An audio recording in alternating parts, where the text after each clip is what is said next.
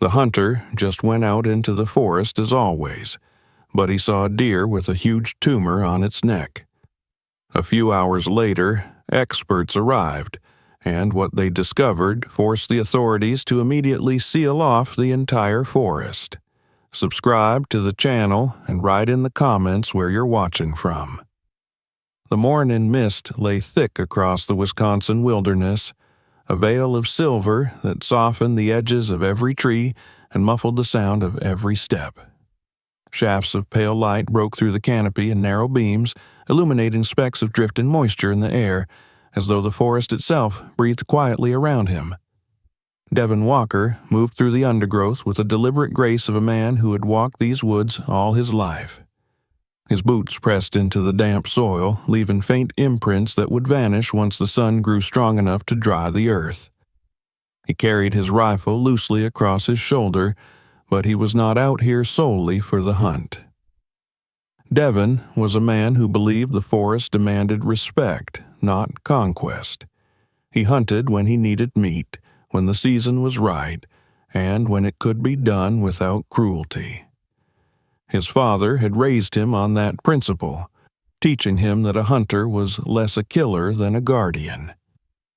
"You take only what you need," his father would say, "and in return you watch over the land that feeds you." Those words had etched themselves into Devin's soul like the grain of oak into a plank. The forest seemed strangely subdued that morning. Normally, dawn brought a chorus of songbirds, the scurrying of squirrels in the branches, the occasional snort of a deer startled by his approach. Today, only the distant rapping of a woodpecker broke the silence. Even the wind was absent, leaving the mist suspended in place like a ghostly blanket. Devin slowed his pace, alert to every small disturbance. He had long ago learned to listen not just with his ears, but with his whole body, reading the rhythm of the forest like a hunter reads tracks in fresh snow. That was when he saw it. Just ahead, partially obscured by the fog, stood the shape of a deer. It was tall, still, and strangely motionless between two birch trees. Devin froze, raising his hand to steady the brim of his cap and narrow his eyes. Normally, a deer would have darted away the moment a human approached, ears twitching and hooves flashing as it vanished into the green. But this animal remained rooted in place, as though it had not even noticed him. Cautiously, Devin shifted his weight forward and crept closer. His boots barely disturbed the moss. He lifted the rifle slightly, not to fire, but to use the scope for a clearer view. What he saw through the glass made his brow tighten. The deer was not healthy. Its head hung low, its legs trembled beneath its weight, and at the base of its neck there bulged a grotesque swelling. The growth looked obscene, a lump of distorted flesh the size of a basketball, pulling the animal's head downward like a cruel weight. Devin lowered the rifle, his stomach tightening at the sight. The deer's eyes were glassy, its breaths labored and uneven. He took another step, and still it did not run. It seemed almost relieved that someone had noticed its suffering, yet powerless to move. The hunter's first instinct was pity. He had seen wounded animals before. Broken legs from a fall, antlers entangled in branches, even sickness during harsh winters, but never anything like this. This was unnatural. He crouched low to examine the ground around the deer, scanning for signs that might explain its condition. There were no marks of a struggle, no evidence of a predator's attack. Instead, he noticed faint drops of blood scattered across the ferns, and the grass nearest the animal seemed oddly wilted. Devin touched one leaf with his gloved hand and noticed it was brittle, as though scorched despite the cool morning air. A wave of unease swept through him. Something was wrong with the forest itself. The deer lifted its head briefly, straining against the grotesque weight on its neck, then lowered it again, trembling. Devin felt his chest tighten with a mixture of sorrow and dread. His father had taught him that hunters sometimes face decisions harder than pulling a trigger, and he knew he could not simply walk away from this. There was more here than an injured animal. The forest was whispering a warning through this broken creature. He straightened slowly, taking in the silence that surrounded him. The mist clung thicker than before, and the forest felt less like a sanctuary and more like a vast cathedral, empty and echoing. Devin let his eyes follow the path the deer had come from, noticing faint impressions of hooves pressed into the soft earth. If he followed them, perhaps he could understand why this animal had become a walking tragedy. He hesitated, weighing his choices. He could return to his cabin, call in the wildlife wardens, and let the authorities handle it. But something inside him resisted that thought. This was his forest too, his responsibility as much as anyone else's. To turn away now felt like betrayal. The image of the deer's suffering seared itself into his mind, and he knew it would not leave him until he discovered the truth. With a steadying breath, he adjusted the strap of his rifle, set his jaw, and began moving in the direction the deer had come from. His steps were slow and deliberate, each one accompanied by the creak of leather and the whisper of fabric against underbrush. Behind him, the deer shifted slightly but did not follow. It remained a silent sentinel in the fog, watching him depart as if acknowledging that he alone had accepted the burden of uncovering the mystery. As Devin pressed deeper into the woods, the mist began to thin, replaced by the pale glow of the rising sun. Yet, the weight in his chest did not lift. Instead, a strange heaviness settled upon him as though the forest itself were waiting for him to see what lay hidden within its heart. He felt the echoes of generations of hunters before him, men and women who had walked into these trees seeking food, wisdom, or escape. But none, he suspected, had walked into the kind of secret he was about to uncover. The silence grew heavier still. A crow cawed from somewhere above, its harsh cry startling in the emptiness. Devin's eyes flicked back once to the place where he had left the deer. The fog had swallowed it again, leaving only the memory of its twisted form. He turned forward once more, tightening his grip on the rifle, though he doubted it would protect him from whatever lay ahead. The forest path narrowed, closing in with brambles and roots that seemed to claw at his boots. Each step carried him further from the familiar and deeper into the unknown. The image of that grotesque growth haunted him, a warning carved in flesh. Something in these woods was poisoning life itself, and the hunter knew that his journey had only just begun. Devin moved with a quiet resolve deeper into the forest, each step deliberate, each breath drawn carefully, as though the air itself carried secrets he had not yet uncovered. Behind him, the image of the deer with its grotesque swelling lingered, burned into his thoughts like a scar. He had left the animal where it stood, shrouded again by the fog, but he could not shake the feeling that its presence marked the beginning of something much larger. He had grown up in these woods, had tracked deer and elk since his youth, had camped under the stars with only the crackle of a fire for company, yet never in his life had he felt such a disquieting sense that the land itself was wounded. The trail of hoof prints pressed faintly into the damp soil, leading him onward. He bent down once, pressing his hand to the ground to feel the impressions. They were shallow, staggered, the tracks of a creature weakened and faltering.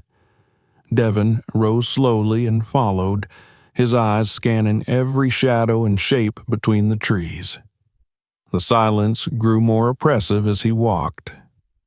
The morning that should have been filled with bird song remained strangely hushed, and the only sound was the whisper of his own passage through the undergrowth.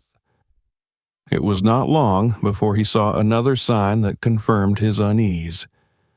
A squirrel darted across the path ahead, but it moved sluggishly, its body lopsided as though weighed down by some unseen burden. Its fur, which should have been sleek and full, bore patches of bare skin where sores had eaten away at the coat. The small creature paused briefly on the trunk of an oak, claws clutching the bark with effort before vanishing into the branches. Devon's lips pressed tightly together. Even the smallest inhabitants of the forest seemed touched by the same strange sickness. A short while later, he glimpsed movement above him and lifted his gaze. A raven flapped clumsily from one branch to another. Its wings beat unevenly, one shorter than the other, the feathers bent and twisted. The bird cawed hoarsely, the sound jagged and broken, before disappearing into the mist beyond the tree line. Devon stopped in his tracks. The forest, usually alive with swift and graceful creatures, now showed him only distorted shadows of what they once were. It was as though the very rhythm of life had been twisted into something unnatural. The air itself seemed altered. At first, it was subtle, a faint tang on the back of his tongue, but as he continued to walk, the taste grew sharper, like the bitter scent of burnt plastic or smoldering chemicals. Devon inhaled deeply, testing the air the way he would test a breeze before a storm. Beneath the lingering fragrance of pine and moss was a sharper note, metallic and wrong, that made the hairs on the back of his neck prickle. He paused, scanning the trees as though expecting to see some factory chimney hidden behind the canopy, but the forest stretched unbroken around him. He pressed forward, driven by equal parts dread and determination. His boots squelched in damp patches of soil, leaving behind prints that quickly filled with water. The farther he walked, the more he noticed other signs. Leaves that should have been a deep, healthy green curled at their edges, blackened as though singed by fire. Ferns that normally stretched wide and vibrant sagged low, their fronds drooping with decay. He crouched once more to examine a clump of grass and found it yellowing despite the season, its roots brittle when he tugged lightly. Devon rose, his jaw tightening. This was no mere sickness of animals. The land itself was beginning to show the same symptoms. Whatever was afflicting the deer was not contained to one unfortunate creature. It had spread into the soil, into the air, into every living thing that depended on the forest for survival. He walked on, following the faint trail of the struggling deer. Here and there, dark droplets stained the leaves and rocks, evidence of blood lost along the way. The hunter's heart sank as he touched a fern where one drop clung, the crimson stark against the pale green. The forest floor seemed to absorb it hungrily, as though it too were poisoned and thirsting for more. As he pressed deeper, his mind wrestled with the memories of healthier days. He remembered summers when he and his father would hunt by the streams, watching herds of deer drink from the clear waters, their coats shining, their eyes bright. He recalled autumn mornings when flocks of birds would rise from the trees in great dark clouds, filling the sky with sound. The comparison was unbearable. To see those same woods now, silent, sickly, and filled with grotesque visions, was to watch a friend wither before his eyes. The sound of trickling water reached him at last, faint at first, then clearer as he drew closer. Devon slowed, his instincts heightening. Somewhere ahead lay a stream. If the animals were sick, if the plants were withering, perhaps the water was the answer. He felt a surge of grim purpose as he advanced, careful to place each step without noise. He moved like a shadow between the trunks, keeping low and steady until he saw the faint shimmer of light on moving water. But before he reached it, the forest delivered yet another grim sign. In the distance, half hidden behind a thicket, he saw the shape of another deer. This one limped visibly, its movements uneven. Its ribs showed through its skin, its sides heaving with each labored breath. As it turned slightly, Devon's chest constricted at the sight of another lump, swelling grotesquely along its hind quarters. The animal staggered to the edge of the stream and lowered its head to drink, its reflection broken by the faint ripple of oil on the water's surface. Devon's hands clenched involuntarily. He wanted to shout, to drive the creature away from the poisoned stream, but he held himself in check. He could not risk startling it now. Instead, he crouched lower, watching, his mind racing. The sickness was spreading. It was not one deer, not one chance encounter. The infection was everywhere. He pressed on towards the stream, keeping the sick animal in his sight as he crept closer. The smell grew stronger, acrid and unnatural, until his eyes watered and his throat burned faintly. He knew now with certainty that this was no natural illness. Something foreign had invaded the forest. Something spilled into its veins, poisoning every creature that dared to drink from its lifeblood. Devon's steps slowed until he stood at the edge of the tree line, gazing at the trickling water where more animals gathered. He saw the lumps, the deformities, the weakness in their limbs. He saw the rainbow sheen that swirled across the current, catching the light in colors far too bright to belong in a place of wild purity. The forest was no longer merely quiet. It was broken. The hunter exhaled slowly, the weight of realization settling upon him. Whatever had begun with one deer now stretched across the entire woodland. This was not the random cruelty of nature.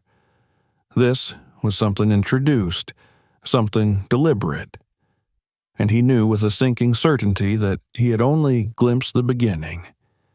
Devon lingered at the edge of the tree line, his body pressed low against a fallen log as he watched the clearing before him. The stream wound its way through the forest like a silver scar, glistening faintly in the dim light that filtered down through the canopy. At first glance, it might have seemed like any other woodland brook, a place where deer and foxes would gather to drink, where minnows darted between the stones and the air smelled of moss and cool earth. Yet one look told him this was no place of purity. The surface shimmered with unnatural colors, swirls of green and red and purple dancing where the current shifted. What should have been the clean scent of water was replaced with an acrid tang that clawed at his throat. Across the bank, the deer he had been following lowered its head into the poisoned current. The grotesque swelling on its neck swung as it bent down, nearly pulling the creature off balance. Its tongue lapped weakly at the tainted stream, desperate for water despite the poison that shimmered across its surface.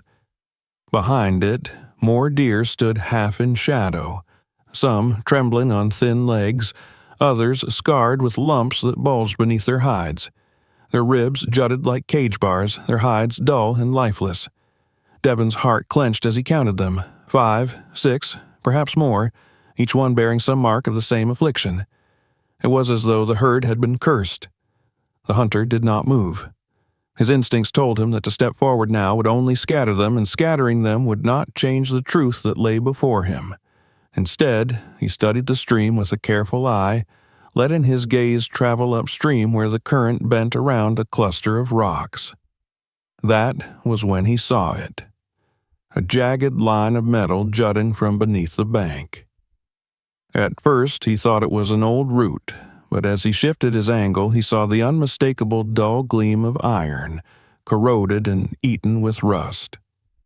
Devon's stomach turned. He rose slowly from his crouch and moved along the bank, keeping himself hidden from the herd. The air grew thicker with every step, filled with a stench that reminded him of charred wires and burnt oil. He pulled his collar up against it, but the acrid taste clung to the back of his tongue. When he reached the outcrop of stone, he crouched once more and brushed aside a layer of leaves and mud with the barrel of his rifle. There, concealed beneath roots and soil, lay the end of a metal pipe. Dark liquid oozed from the pipe's mouth in sluggish drops, staining the water as it joined the stream. It was thick, almost tar-like, and carried a sheen that shifted with unnatural color when the light struck it. Devin reached out with a gloved hand and touched the earth just beside the pipe. The soil crumbled into dust beneath his fingers, dry and lifeless, though the stream lay only inches away. No plants grew near the outlet. The roots of nearby ferns were blackened, as though the life had been burned out of them from below. He rocked back on his heels, staring at the pipe as though it were some serpent burrowing out of the earth. A flood of memories washed over him. Years of drinking from the clean brooks that cut through these woods, the taste of cold water on long hunts, the sight of children splashing in pools during summers gone by.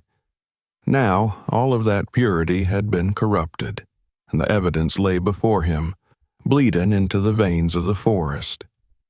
A ripple of movement caught his eye. Downstream, a trout floated belly up, its silver body dulled, its belly grotesquely distended.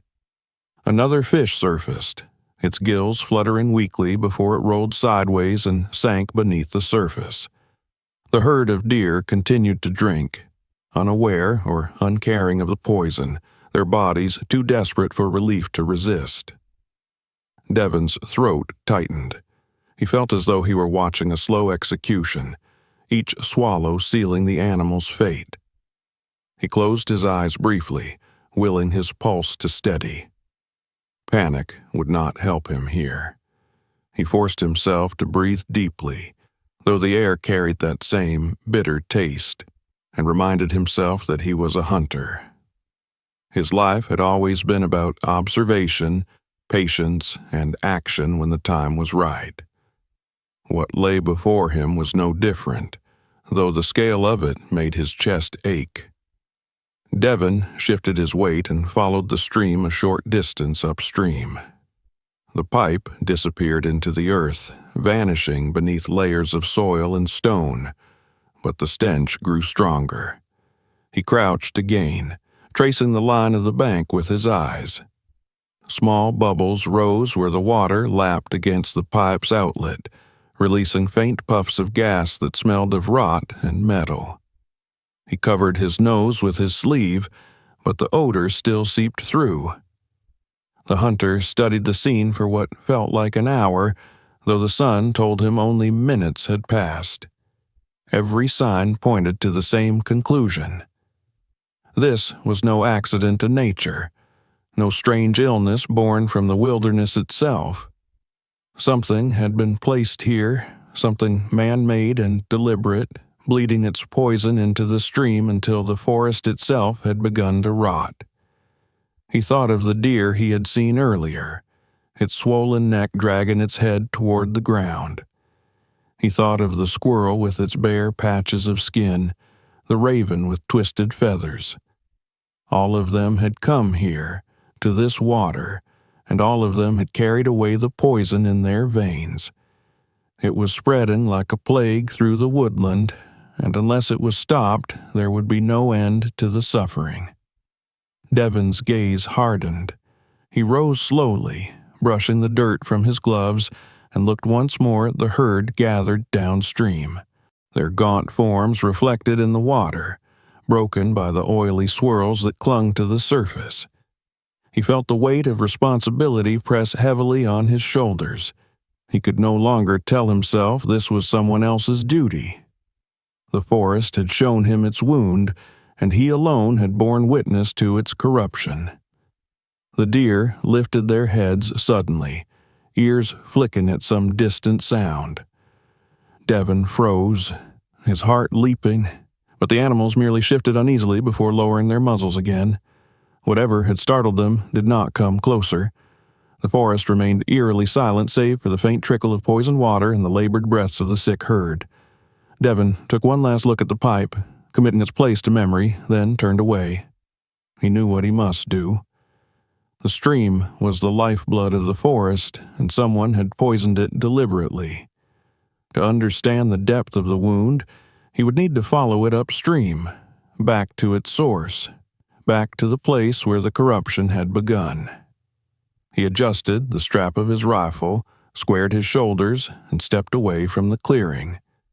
Behind him, the deer drank greedily of their death, the colors of the poison stream rippling around their muzzles.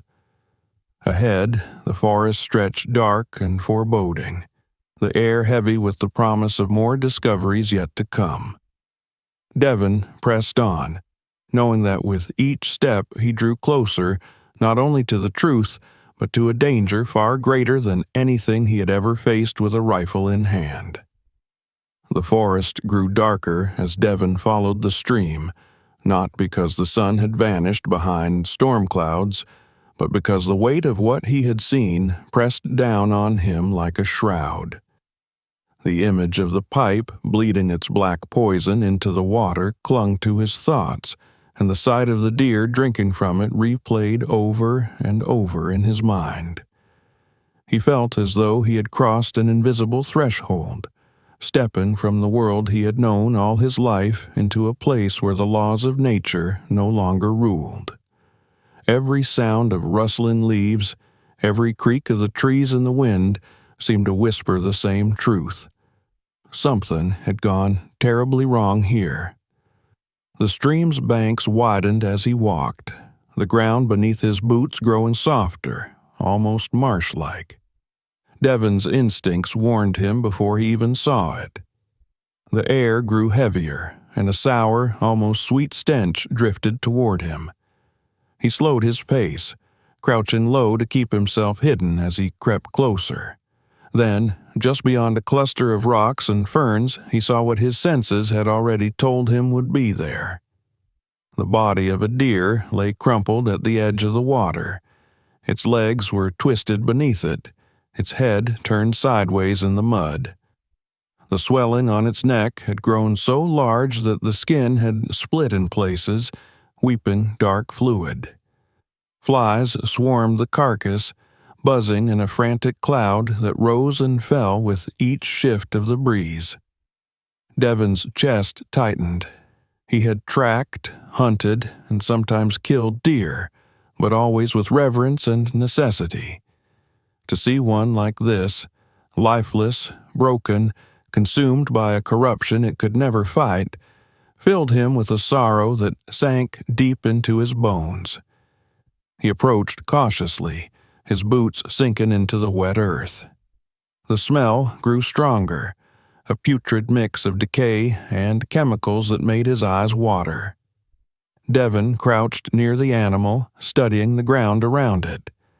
The soil was dark and damp, but unlike the rich earth of a healthy forest, this dirt looked sickly, gray and lifeless, as if the death of the deer had seeped outward into the land itself. He reached down and touched a nearby patch of grass. It crumbled beneath his gloved fingers, disintegrating into ash-like fragments. The forest was rotten from within. A movement caught his eye farther along the bank. Another body lay half submerged in the stream, this one a fox. Its fur was mottled with bald patches, its body swollen unnaturally. One paw reached stiffly toward the air, frozen in place by rigor mortis. Beyond it, scattered in the shallow water, he saw the limp forms of small animals, rabbits, birds, even a raccoon, all lifeless, their corpses bloated and twisted. Devin rose slowly, his eyes sweeping the scene. The water was not just poisoned, it was a graveyard. His stomach twisted as he realized the scale of what he was seeing. This was no isolated accident, no single creature unlucky enough to fall ill. The forest itself had become a trap, and every creature that drank from its veins was falling victim. The sickness spread through them, hollowing them out, twisting their bodies, and finally leaving them to collapse in the shadows. The cycle of life, the great wheel of predator and prey, had been replaced by one of silent, indiscriminate death. Devon took a step back, the weight of the discovery pressing against his chest. He remembered the teachings of his father, how they would sit by the fire after a long day of hunting, his father's voice low and steady as he spoke about balance. "Every living thing," he would say, "has its place. The deer feeds on the grass, the wolf hunts the deer, and when the wolf dies, the earth takes him back. That balance keeps the world alive." Devon looked now at the twisted forms along the stream and felt the words crumble into ash. Balance had been shattered here. Something unnatural had broken the chain, and all that remained was ruin. He continued along the bank, unable to turn away. Each new body he passed deepened the ache inside him. A bird with wings bent at unnatural angles lay half buried in mud. A raccoon's jaw was locked open in a final, silent scream. Even the insects seemed tainted, their movements sluggish and erratic as they crawled over the remains. Devon pressed the back of his sleeve against his nose, trying to block the stench, but the smell seemed to seep into his very skin. The forest had never frightened him before. He had known these trees since boyhood, every trail, every clearing, every hidden stream. But now the woods seemed like a stranger, its silence heavy and unnatural. The usual sounds of life, the rustle of rabbits in the underbrush, the chatter of birds overhead, were gone, replaced by a suffocating quiet broken only by the faint trickle of poisoned water. Devon's boots felt heavier with each step, as though the land itself resisted his passage. He paused once more beside the carcass of a young doe, its body barely larger than a fawn's. The sight stopped him cold. The small creature's legs were thin and fragile, its eyes still open and clouded with death. Along its side, grotesque growths bulged beneath the skin, pulling it into unnatural shapes. Devon clenched his jaw, his vision blurring for a moment. He had no children of his own, but he thought of the young ones who played in nearby towns, who might one day wander into these woods. The sickness did not discriminate between old and young, strong and weak. It consumed everything it touched. For the first time, fear pressed sharply against his chest. Not fear for himself, but fear for the forest, for the countless lives that depended on it. If this poison continued to spread unchecked, it would not stop at deer or foxes. The birds that carried seeds across the land, the fish that sustained the rivers, even the insects that pollinated the trees, all of them could be lost. And when the forest died, what would happen to the people who lived nearby, who drank from its streams and hunted in its shadows? Devon straightened, his resolve hardening even as his heart ached. He could not turn away now, could not pretend this was beyond him. The forest had shown him its suffering, and he had seen too much to deny it. He would follow the stream, he would find the source, and he would uncover who or what had brought this curse upon the land. The stream wound ahead of him like a dark ribbon, its surface gleaming with shifting colors. He forced himself to walk onward, each step carrying him deeper into the heart of the corruption. The bodies grew fewer, but the silence grew heavier, pressing down on him like a weight. He felt as though the forest itself held its breath, waiting for him to uncover the truth that lay hidden farther upstream. When he looked back once more, The clearing behind him was already swallowed by mist. The deer, the fox, the scattered remains of life cut short, all of it blurred into a ghostly tableau, a reminder of what he had witnessed. Devon turned forward again, gripping the strap of his rifle as though it anchored him to purpose. Ahead lay the answers, and with them, perhaps, the chance to save what remained. Devon pressed on, his steps heavy but steady as he followed the course of the stream farther into the forest. The stench of death clung to him, as though the very air had soaked into his clothes, into his skin, even into the marrow of his bones. He could not rid himself of the images he had just passed. The broken deer, the fox swollen and bloated, the raccoon's frozen cry. They haunted his vision no matter where he turned, as though the forest itself had carved those pictures into his mind so that he could never forget. The stream, once a ribbon of life that carried purity through the woods, had become a vein of sickness, and he knew the only way forward was to find where the wound began. The trees closed in overhead, their branches interlocking to form a canopy that dimmed the light. Patches of mist clung low to the ground, curling around his legs as he walked. It felt like stepping into another world, one divorced from the familiar woods of his youth. Every crack of a twig beneath his boots sounded louder than it should have, echoing through the unnatural stillness. He moved carefully, his hunter's instincts sharpened, scanning every shadow for signs of life, but the forest remained eerily vacant. What life still lingered here seemed to skulk in silence, hiding from the corruption that spread outward from the water. At first he noticed small changes, an odd discoloration of the bark on certain trees, patches of soil that looked darker than the earth around them, tufts of grass that wilted as if scorched. Then the changes grew more pronounced. Ferns lay shriveled and black at the edges, their roots exposed like skeletal fingers clawing at the surface. The trunks of several maples bore strange stains, streaks of gray that looked as though the very life had been drained from their veins. Devon reached out once to touch the bark of an oak he passed, and a strip of it crumbled away beneath his fingertips, leaving behind a scar that revealed soft, rotting wood beneath. The forest was not merely sick, it was being eaten alive. The stream bent suddenly, curving around a ridge, and, as Devon followed it, the ground rose slightly beneath his feet. He climbed the incline with slow determination, his eyes scanning ahead. That was when he saw the first shape looming among the trees.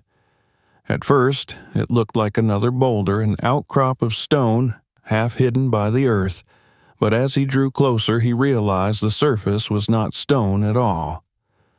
Rust spread across it in jagged streaks, and faint, flaking paint clung to its sides. Devon stopped short, his breath catching.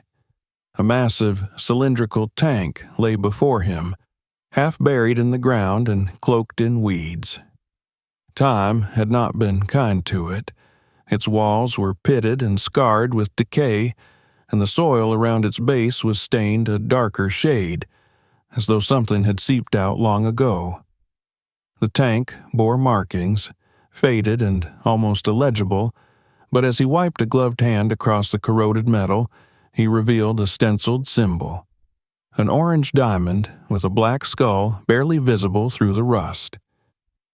The universal sign of chemical hazard. Devon stared at it, his pulse thudding in his ears. He stepped back and scanned the area. It was not alone. Between the trees, scattered across the ridge, he saw more of them, rusted containers, some upright, others leaning or half collapsed into the soil. They were hidden well enough that an untrained eye might mistake them for rocks, but to him they stood out sharply against the natural lines of the forest.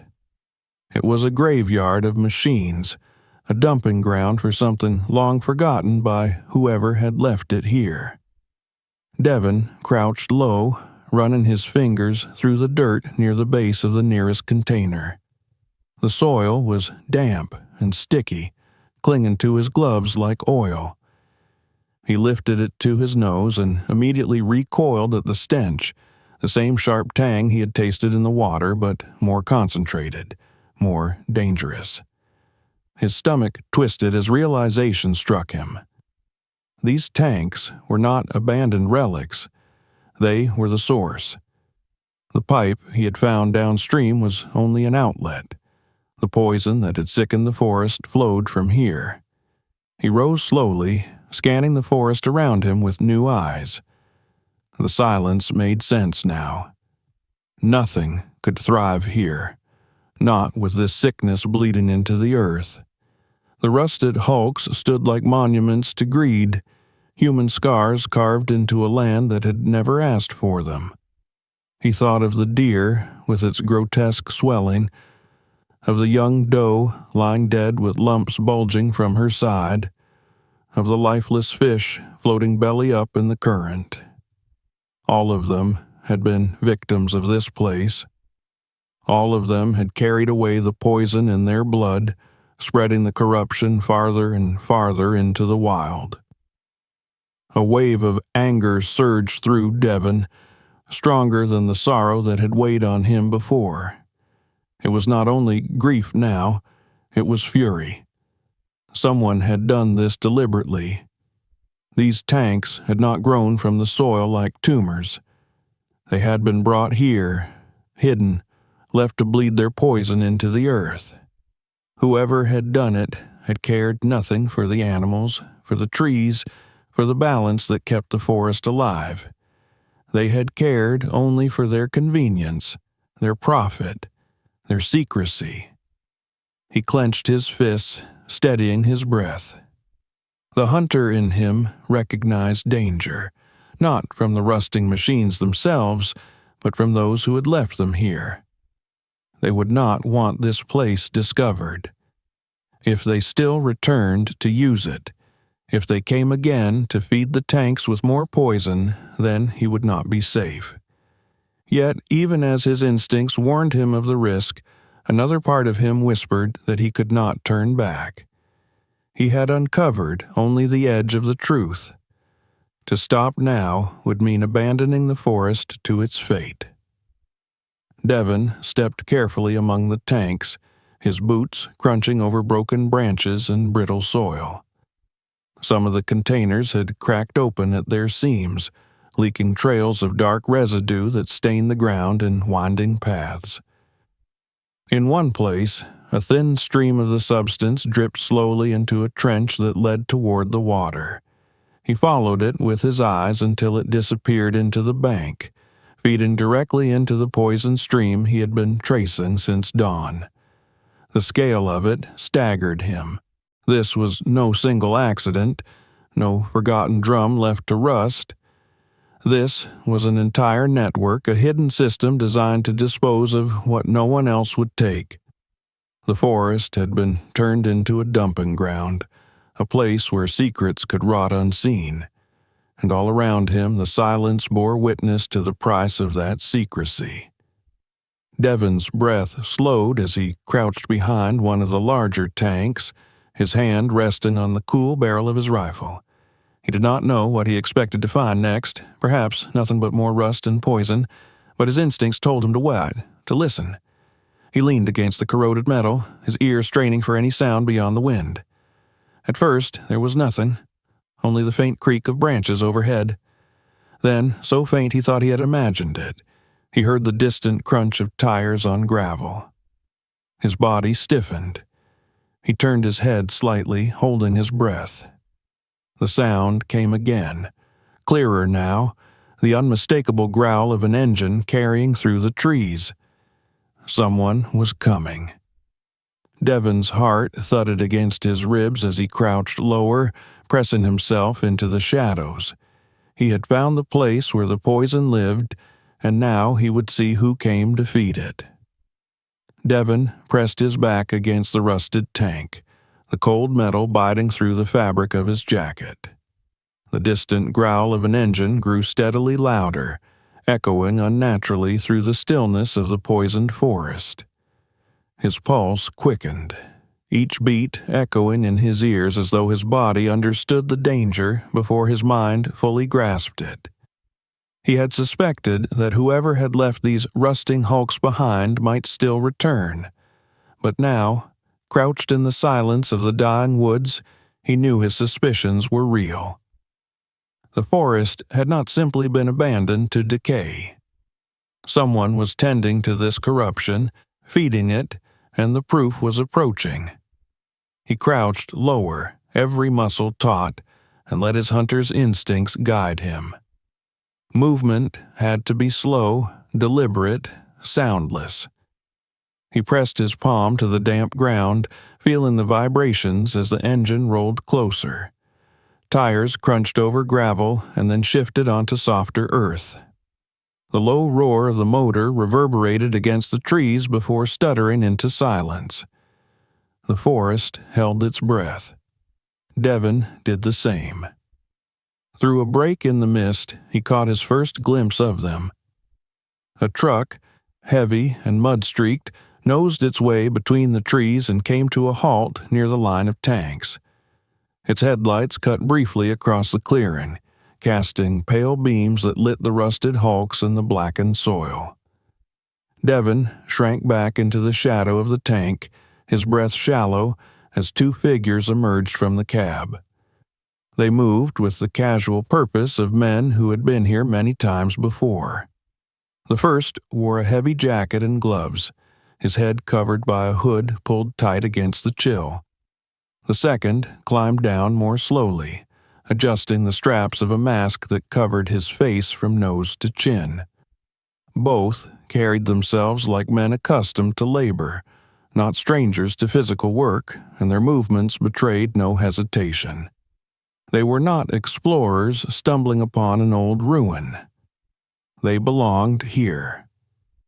Devin's stomach tightened as he watched them move to the back of the truck. With practiced efficiency, they unlatched the tailgate and pulled out thick hoses coiled like serpents. The metallic clang of fittings and the hollow thump of containers being shifted rang out across the clearing, sounds that felt louder than gunfire in the unnatural silence. Devin pressed himself deeper into the shadows, every nerve screaming at him to stay hidden. One of the men dragged the hose across the ground, connecting it to the maw of a rusted tank.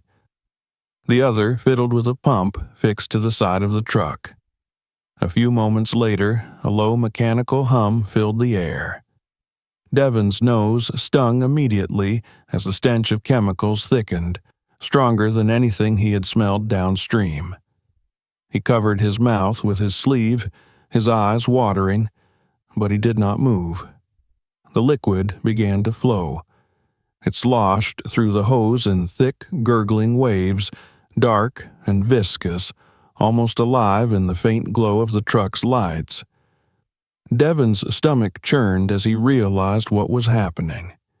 They were not simply leaving behind forgotten waste.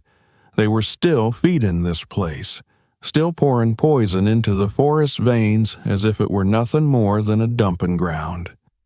He watched the black stream disappear into the tank, listened to the steady thrum of the pump, and felt a heat rise in his chest that was equal parts fury and helplessness. For a fleeting moment, the hunter in him yearned to act. His hand slid toward the rifle strapped to his shoulder, his mind flashing with images of stepping from the shadows, weapon raised, forcing these men to stop. But reason tempered the impulse. There were two of them, perhaps more still in the truck, and he was alone. A confrontation here would end swiftly, and he doubted it would end in his favor. Worse, if they killed him, the truth of what he had seen would die with him. He forced himself to breathe, to remain still, to remember that patience was survival. He was a witness now, not a warrior. His task was not to end this here, but to carry what he had learned beyond the poisoned trees, to make the world see what was happening in the heart of the forest. Still, his heart hammered against his ribs as he crouched lower, every instinct urging him to remain unseen. The men worked for what felt like hours, though in truth only minutes passed. They spoke little, their muffled voices blending with the mechanical hum. Devon could not hear their words clearly, but their tone carried no urgency, no fear. This was routine for them, as ordinary as hauling lumber or stacking crates. The realization chilled him. They were so accustomed to this crime that it no longer registered as wrong. To them, the forest was not a sanctuary, but a pit into which they could pour their filth. At one point, a loud metallic clang rang out as one of the men dropped a fitting onto the ground. The noise startled a flock of crows that had been perched unseen in the branches. They erupted into the air with harsh cries, their wings beating furiously as they vanished into the mist. Devon's heart leapt into his throat. The men stopped, turning their heads sharply toward the sound. One lifted his flashlight, its beam slicing through the fog. Devon pressed himself flat against the tank, willing himself to become part of the rust and shadow. The beam swept past him, lingered on the trees, then turned away. The moment stretched endlessly, his breath caught in his chest until the men returned to their work. Devon exhaled silently, every muscle trembling with the effort of stillness. He had been close to discovery, too close, and he knew the danger was not yet past. He remained motionless, watching, waiting, until at last the pump sputtered to a halt. The men disconnected the hoses, coiling them back into the truck. One climbed into the cab while the other kicked dirt over a small puddle of spilled liquid near the base of the tank. They moved with the same casual indifference they had shown from the start, as though covering their tracks was no more than an afterthought. Then the engine roared back to life, and the truck rolled slowly away, its headlights cutting through the mist before vanishing into the distance. Silence reclaimed the clearing, heavy and suffocating. Devon remained where he was, crouched against the tank, long after the sound of the engine faded. Only when the forest had fully stilled again did he rise slowly to his feet, his legs stiff and unsteady beneath him. He stared at the rusted hulks, at the damp soil still reeking of chemicals, at the poison stream winding away into the darkness. His choice lay clear before him now. He could no longer tell himself this was an accident or a relic of the past. He had seen the men, had watched them pour death into the forest with his own eyes. The poison was not the work of time or chance. It was deliberate, ongoing, and as long as it continued, the forest would die. Devon's hands clenched into fists, his nails biting into his palms. He thought of the deer collapsing by the water, of the young doe with growths swelling along her side, of the fox floating lifeless downstream. He thought of the silence that had replaced the chorus of the woods. Rage burned in his chest, but beneath it was something stronger. Resolve. He had seen enough. He knew enough. His task was no longer to uncover the truth, but to carry it beyond these trees, to ensure the world could no longer look away. He adjusted the strap of his rifle, his gaze lingering once more on the dark silhouettes of the tanks. The night pressed heavy around him, and the forest seemed to watch, waiting for his decision. With a final glance at the place where the truck had vanished, Devon turned away. His steps were slow at first, but with each one his resolve grew firmer. He would leave the poisoned clearing behind, but he would not abandon what he had seen.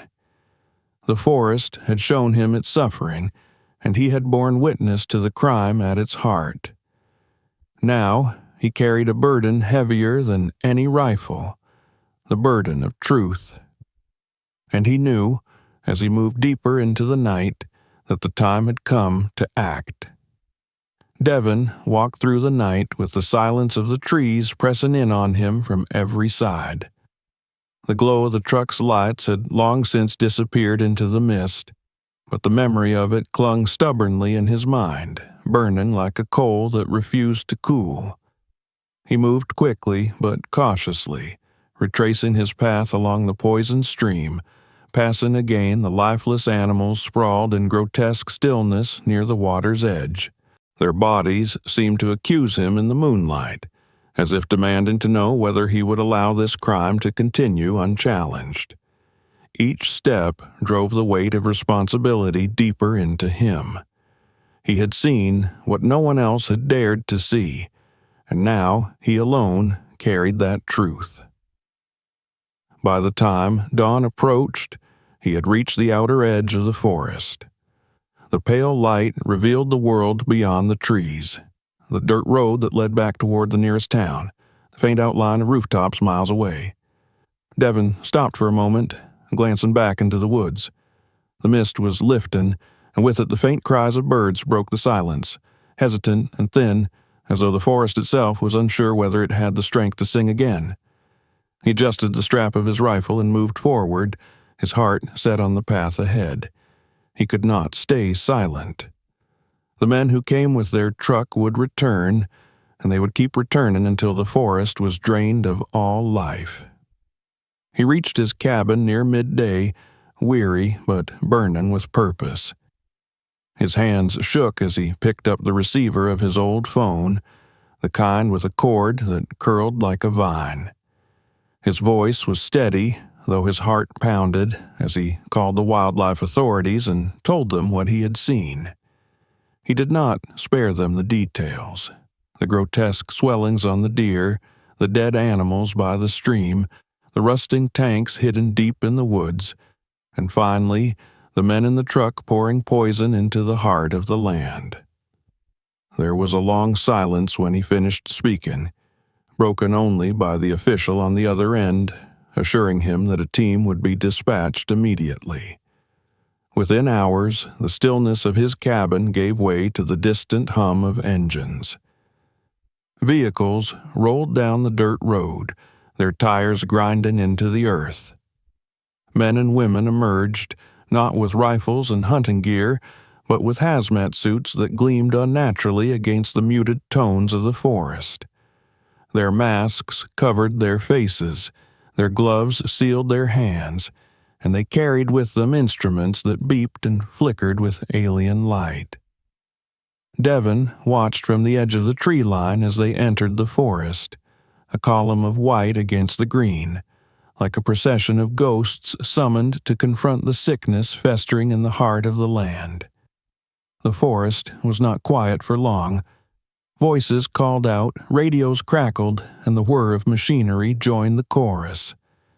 Devin followed at a distance, unwilling to intrude but unable to stay behind. He watched as the investigators crouched near the stream, their instruments dipped into the water, their suits reflecting the sunlight. The air grew tense as they confirmed what he already knew.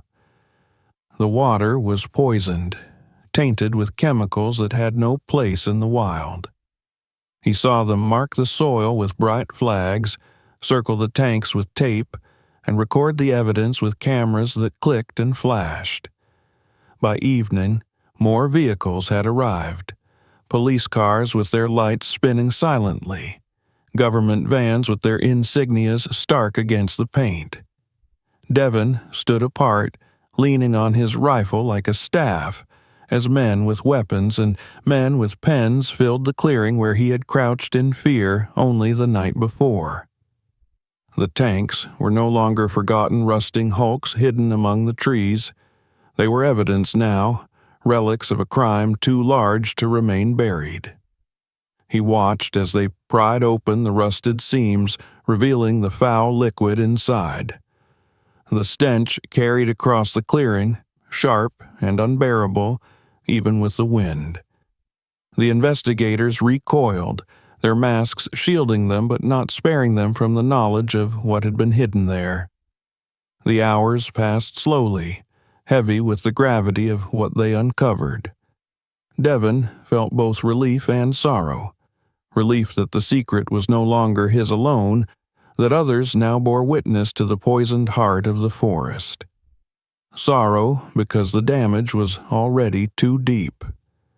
He thought of the deer he had seen, with its grotesque swelling, of the young doe lifeless in the mud, of the fox floating belly up. No investigation, no arrests, no sealing of the forest could bring them back or undo their suffering.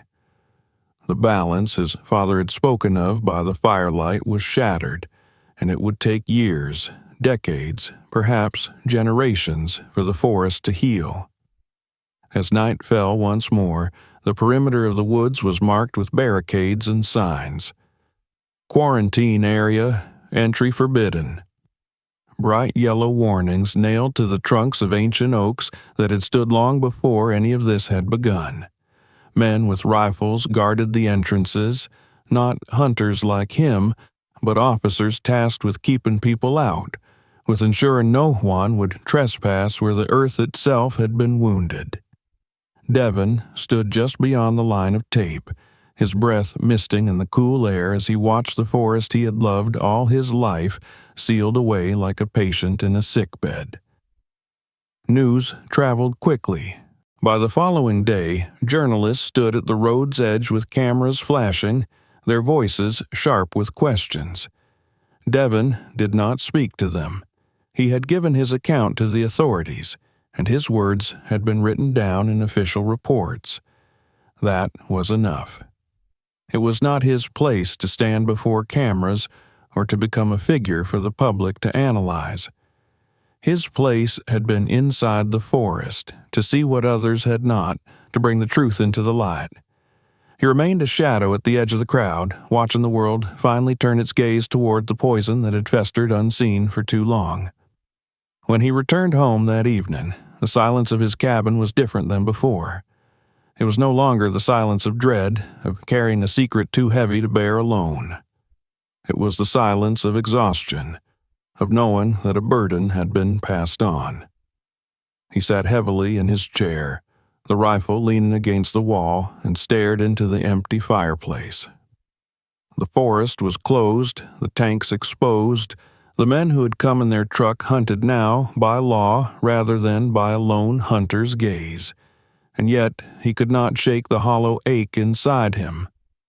Justice would be done, but at a price too steep for the forest to pay. In the days that followed, helicopters circled overhead, and convoys of vehicles moved in and out of the quarantined area. The sound carried across the hills a reminder that the forest was no longer the untouched sanctuary it had once been. Devon avoided the roads and stayed on the ridges, watching from afar as men in suits argued with men in uniforms, as machines dug into the soil, unearthing barrels that should never have been there. He saw the plume of smoke one afternoon as a controlled fire consumed contaminated brush, the black column rising into the sky like a scar carved into the heavens. Yet, not all was despair. One morning, as he walked along a ridge far from the poisoned stream, he caught sight of a small herd of deer grazing in a meadow untouched by the corruption. Their coats were sleek, their movements light and untroubled, their eyes bright. Devon stopped and watched them for a long while, a faint spark of hope stirring in his chest. The forest was wounded, yes, but not destroyed. Life endured in its corners, waiting for the chance to spread again. He thought of the balance his father had spoken of, fragile and precious, and he wondered if in time the scales might right themselves. As the sun set behind the trees, casting long shadows across the land, Devon stood alone at the forest's edge. The barricades gleamed in the fading light, the warning signs bright against the darkening trunks, but beyond them the trees stood tall, their branches reaching upward as they always had. He felt the weight of his role, not as the man who had fought or conquered, but as the man who had borne witness. He had carried the truth from the poisoned heart of the forest into the light, and though his soul was heavy with sorrow, he knew he had done what was necessary. The forest would heal, though slowly. The scars would remain, reminders of human greed etched into the earth. But as long as there were still deer grazing in the meadows, still birds willing to sing at dawn, still hunters willing to stand guard over the balance of life, there was hope.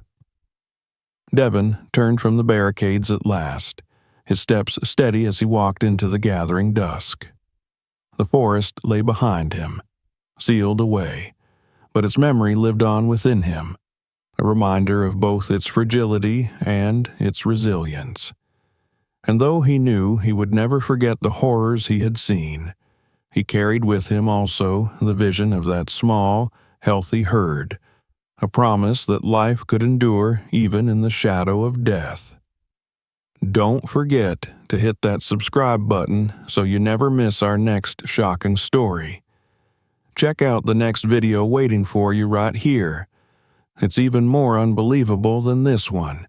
And share this video with your friends, because they need to see this with their own eyes.